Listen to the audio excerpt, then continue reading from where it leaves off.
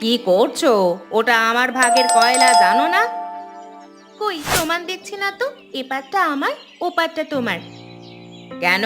রান্নাঘরটা দাগ দিয়ে ভাগ করেছিলাম, জানো না? দাগের ওপারে গিয়েছিলে তুমি, আমি নই। এখানে দাগ আবার কিসের? আগুন তো আর আলাদা করা যায় না। যায়, সেই জন্যই তো দাগ টানা হয়েছে, নইলে তুমি সব জায়গা দখল করে নেবে। সকাল সকাল হট্টগোলটা কি শুরু করলে তুমি? তুমি তোমার জিনিস সরাও, দাগের ওপারে আসছে আমার ভাগের জায়গা, আমি তোমাকে ব্যবহার করতে দেব না।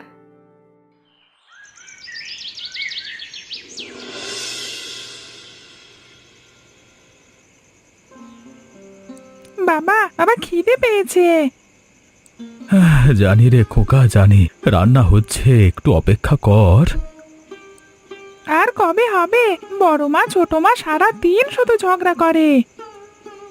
কি আর করব বল, কপালে শান্তি নেই। এক উনুন এক ঘর, তবু দুজনে সারা দিন লড়াই করে চলেছে। বাবা বাবা, চলো ভেতরে যাই। আমি নিজেই বলি যে আমার খিদে পেয়েছে।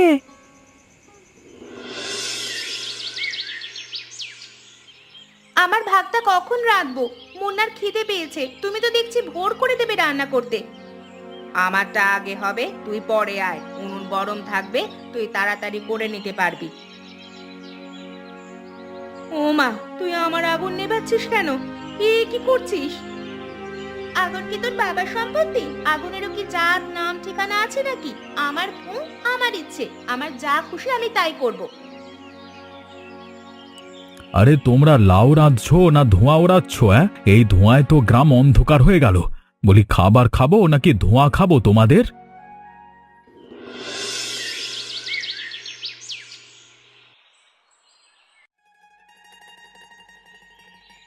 বড় মা, খিদে পেয়েছে, খাবো।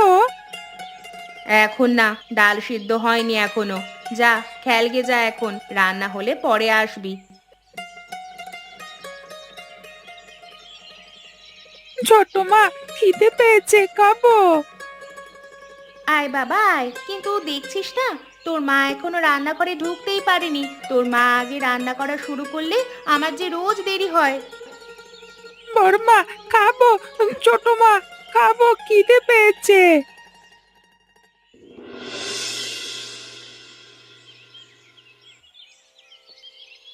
কি রে মোহন, এত সকাল সকাল এত পরিশ্রম করছিস কেন? শরীর তো আর তোর লোহার না, একটু বিশ্রাম কর। কি করবো কাকা, ঘরে দুই বউয়ের দুই জোড়া হাত আছে আমার, কিন্তু শান্তি কোথায়? তাদের তো আলাদা আলাদা চুলো চাই, একসাথে করতে পারে না তারা। বাধ্য হয়ে আমার এই এক জোড়া হাত দিয়েই তো সব জোগাড় করতে হয়। বুঝেছি। সেই একই গল্প সব সংসারে। উনুনের মাঝে দাগ কেটে রাখবি, কাজ দেবে, নিজেরা নিজেদের ভাগে রান্না করবে। কাজ আবার কিসের?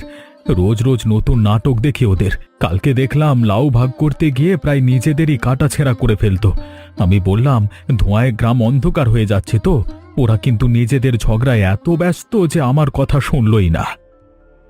ও হো হো হো হো হো, তাহলে তো অবস্থা খুব খারাপ।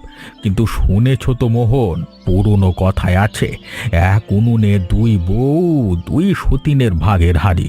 ওদের নিজেদের মধ্যে ভাগাভাগি শেখাও, তবেই মেলামেশা বাড়বে, বুঝলে? কিন্তু তুমি যা বলছো বুঝতে পারছি, ওরা তো এক চামচ লবণও ভাগ করে না, কি দিয়ে ভাগাভাগি শেখাবো ওদের? সময় আসবে যখন নিজেই শিখে যাবে। যখন সত্যি বিপদ আসবে তখন সব ভাগ করবে, দেখবি, চিন্তা করিস না।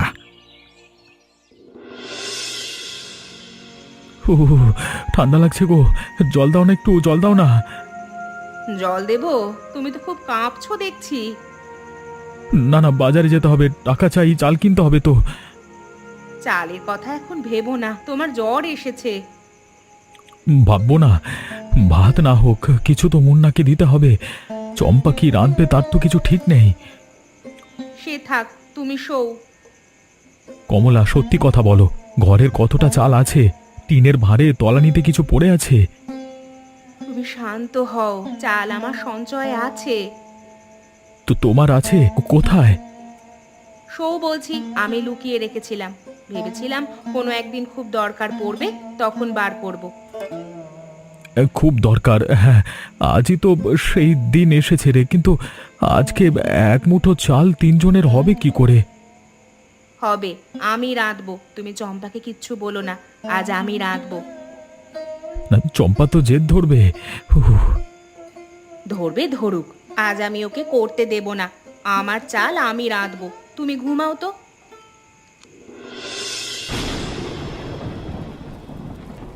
মা, ও মা, কি রে, ঠান্ডা লাগছে নাকি? এখানে বসে কেন তুই এভাবে? না খিদে পেয়েছে মা, পেটে জ্বালা করছে। একটু সবুর কর বাবা, আজ খুব তাড়াতাড়ি রান্না হবে। দেখছিস না বৃষ্টি হচ্ছে, তোর বড় মা চাল বের করেছে। কিন্তু বড় মা বললো তার রান্না সে করবে, তুমি রাঁধবে না। কে বললে আমি রাঁধবো না? তুই আমার ছেলে, তোর জন্য আমি রাঁধবো। কখনো রাঁধবে মা? এখনই? এখনই এখনই, তুই শুধু একটু বসে থাক, দেখে আসি উনুন জ্বালানো যায় কিনা এই অবস্থাতে। কিন্তু বৃষ্টিতে সব ভিজে যাচ্ছে, কাঠ ভিজে গেলে আগুন জ্বলবে না গো। ভিজে নি, তোর মা রেখেছে একটা শুকনো জায়গায়, তুই কোনো চিন্তা করিস না। আমি তোমার সঙ্গে যাব। না বাবা, সেখানে ঠান্ডা লাগবে, তুই এখানেই বস, আমি ডাক দিলে তবে আসিস। না মা, আমি তোমার সঙ্গে রান্না করে যাব, আমি তোমাকে সাহায্য করব। করবি করবি, কিন্তু আজ না, আজ তোর মা একলা কাজ করবে, তুই আরাম করে বস। তাহলে ভাত কবে হবে মা, সত্যি বলো? খুব তাড়াতাড়ি, তোর বাবাকে ওষুধ দিতে হবে, তোকেও খাওয়াতে হবে, কথা দিলাম এখনই রাঁধছি। দাও, হাঁড়িটা দাও, আমি ধুয়ে রান্না করব। না, আমি বলেছি আজ আমি রাঁধবো। কেন? আমার ছেলে খিদে মরছে, ও আমাকে জিজ্ঞেস করছে, আমি কথা দিয়েছি তাকে। আমি দিইনি, ও আমারও ছেলে, আর এই চাল আমার, আমি রাঁধবো। তোর চাল? আমরা সবাই এক ঘরে থাকি, তুই লুকিয়ে রেখেছিলি, সেটা অন্যায়, এখন দে আমায়। অন্যায় না রাখতাম যদি আজ সবাই উপোস করত, সেটাই কি ভালো হতো? আমি রাঁধবো। তুই রাঁধতে জানিসও না ভালো, তোর হাতের রান্না মুন্না খায় না। কি বললি? ও প্রতিদিন আমার হাতের রান্না খায় না? মিছে কথা। সত্যি কথা, ও শুধু আমার হাতের রান্না ভালোবাসে, দে হাঁড়িটা। হবে না, আজ তুই সরে দাঁড়া, উনুন আমায় একা জ্বালাতে দে। সরে দাঁড়াবো? এটা আমারও রান্নাঘর, আমি আমার দিক জ্বালাবো। তাহলে তোর দিকে জ্বালা, আমার দিকে আমি রাঁধবো। কিন্তু হাঁড়ি তো একটাই, ওটা দে। হাঁড়ি এখন আমার হাতে, তুই যা। আমি নেব। ছাড় ছাড় বলছি। তুই আগে ছাড়, এটা আমারও অধিকার আছে। অধিকার? লুকিয়ে রাখা চালের যখন কথা হলো তখন অধিকার দেখাচ্ছিস? এখন রাঁধবার সময়, দে, ছাড়। হবে না, মুন্না অপেক্ষা করছে। ওই জন্যই তো বলছি তুই ছাড়, তুই সময় নষ্ট করছিস। আহ, ও যা। ওরে না, এটা হতে পারে না। ফাটল হয়েছে যে, বড় ফাটল। এখন কি করব? এটা তো একটু জল দিলেই পড়ে যাবে। আর শুধু জলই পড়বে না, আগুনও নিভে যাবে। আর বড় হাঁড়ি যে নেই। নেই? কাল বড়টা ফাটলে ছোটটা বাজারে বেচে এসেছি, মনে নেই?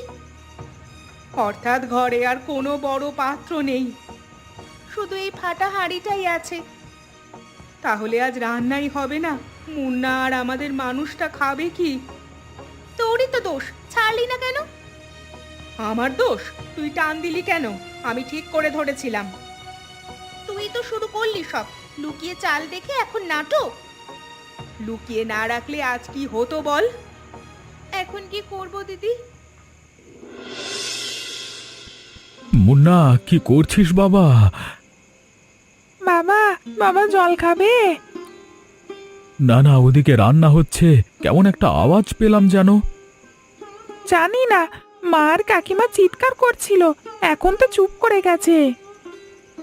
চুপ মানে? ঝগড়া থেমে গেছে? থেমেছে মনে হয়। করবে না, আজকে করবে না। আজকে অবস্থা অন্যরকম মনে হচ্ছে। ওরা রাঁধবেই, তুই বিশ্বাস কর। যদি উঠতে পারতাম একটু। আহ, আহ, আহ। আর দেরি করা যাবে না, মুন্না কাঁদছে। আর কি করতে পারি, হাঁড়ি তো একেবারে ব্যবহারেরই অযোগ্য হয়ে গেল। অযোগ্য নয়, চেষ্টা করলে কিছু একটা ব্যবস্থা করা যেতে পারে। চেষ্টা? কি চেষ্টা? আগুনের ওপর বসালে ফাটল ধরে জল পড়বে, আগুন যে নিভে যাবে। তাহলে যাতে জল না পড়ে সেভাবে বসাতে হবে। সেটা কিভাবে সম্ভব? হাঁড়িটা তো গোল, ফাটলটা তলায়, আগুনের ওপর তো সোজা বসাতেই হবে। না, সোজা বসাবো না। কি বলছো? মানে? ফাটলটা যদি চেপে ধরা যায়, যতক্ষণ রান্না হচ্ছে ততক্ষণ কেউ একজন হাত দিয়ে ফাটলটা চেপে ধরলে আর জল পড়বে না। চেপে ধরবে? গরম হাঁড়ি, আগুনের সামনে হাত পুড়ে যাবে তো। হাত পুড়বে জানি, কিন্তু মুন্নার ক্ষুধা আর অসুস্থ মানুষটার পথ্যের চেয়ে একটা হাতের পোড়ার কষ্ট কি আর বেশি হবে? তুই পারবি একা? চেষ্টা করব। তুই চাল ধুয়ে দে আর জল ভরে দে হাঁড়িতে, আমি প্রস্তুত হই। আহ আহ, উফ, বাবা গো, বাবা। আহ বড় মা, ভাত হলো? হবে বাবা, হবে, একটু পরেই হবে। তুই বাবার কাছে যা, এখানে এসো না তুমি। কিন্তু তোমার কিছু হয়েছে? কিচ্ছু হয়নি, গরম লাগছে, একটু রান্না করতে গিয়ে গরম তো লাগেই। তুমি যাও, এক্ষুনি ডাক দেব, রান্না হয়ে যাবে এক্ষুনি। পুড়ে যাক হাত, কিন্তু মুন্নার মুখে আজ ভাত তুলে দেবই। দিদি, তোমার খুব কষ্ট হচ্ছে না? ও দিদি, তোমার হাত তো পুড়ে যাচ্ছে। চুপ চুপ করে থাক, এখন ভাত সিদ্ধ হচ্ছে, আর একটু কষ্ট করলেই রান্নাটা হয়ে যাবে। কিন্তু তোমার হাত তো পুড়ে যাচ্ছে, সরো, আমিও ধরবো। না, তুই পারবি না, তোর হাতও পুড়ে যাবে। আমি বলছি সরো, এ আমার ছেলের ভাত, আমার স্বামীর পথ্য, শুধু তোমার একার নয়।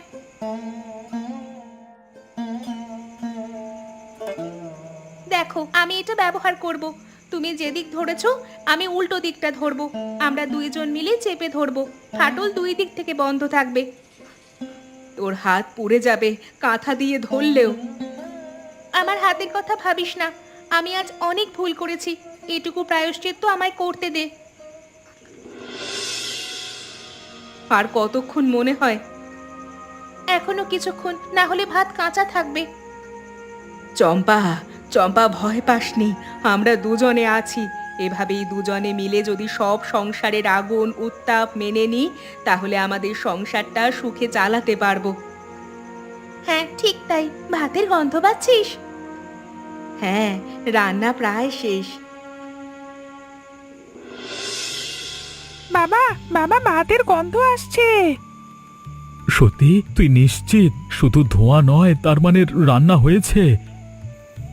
রান্না হয়েছে মনে হয়। যাই হোক, যা দৌড়ে দেখে আয় ভালো করে, কিন্তু দরজার বাইরে থেকে দেখবি, ভেতরে যাস নে যেন। চম্পা জল শুকিয়েছে।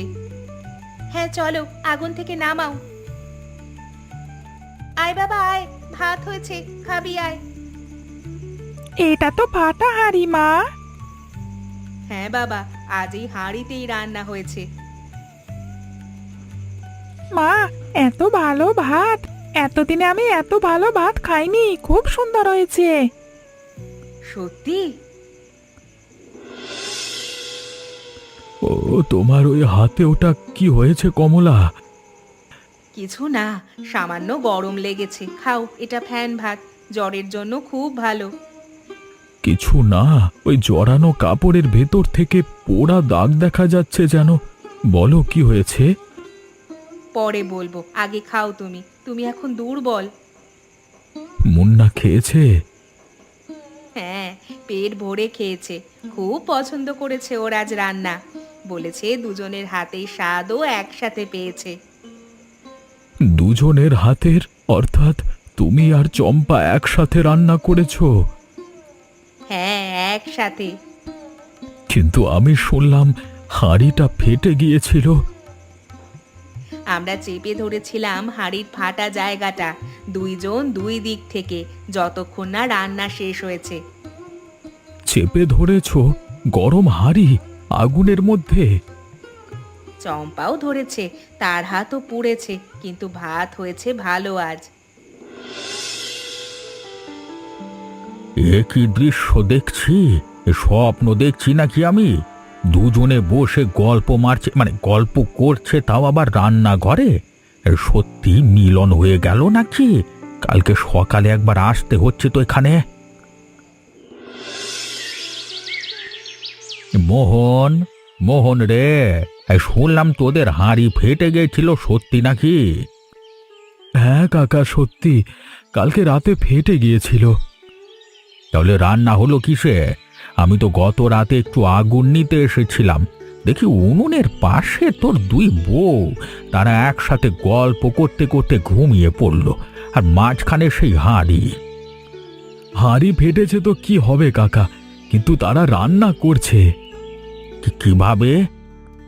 তারা চেপে ধরেছে হাত দিয়ে। চেপে ধরেছে? কি চেপে ধরেছে? ফাটল।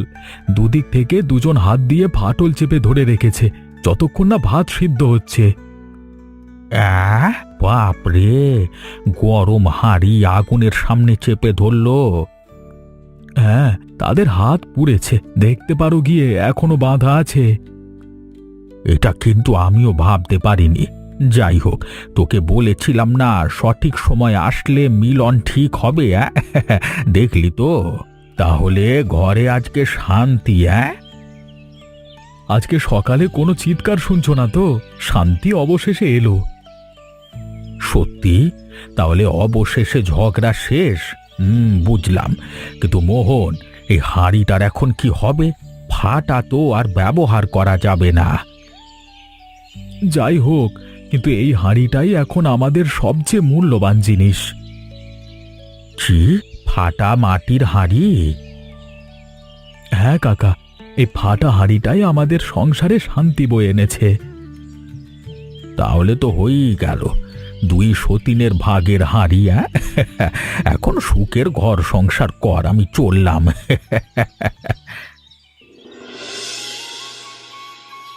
বাবা, আজকে ছোট মা বলল বড় মায়ের হাতের পোড়া জায়গাটা মলম দিতে হবে, আমি দেব?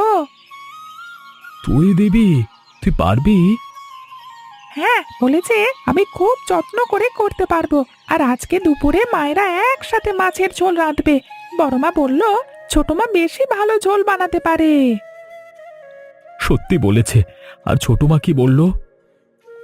ছোট মা বলল বড় মা বেশি ভালো রাঁধতে পারে, তাই তারা একে অপরকে সাহায্য করবে।